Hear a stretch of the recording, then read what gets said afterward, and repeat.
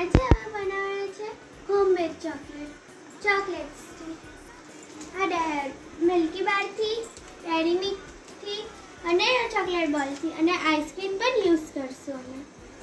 તો આ બાઉલ અમે આના ઉપર મૂકવાના છે અને આ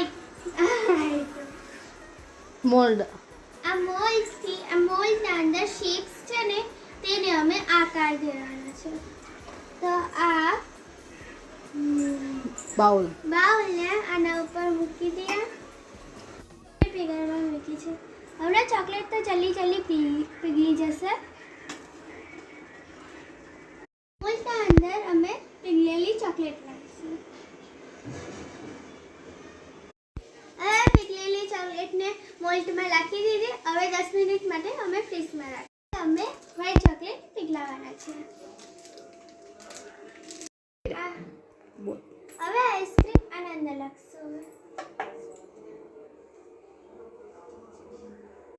હવે આજે અમે ચોકલેટ બનાવેલી એના અંદર આઈસ્ક્રીમ નાખી દીધી.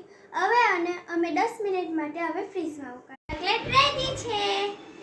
હવે અમે ખાશું. Like, subscribe, comment, by.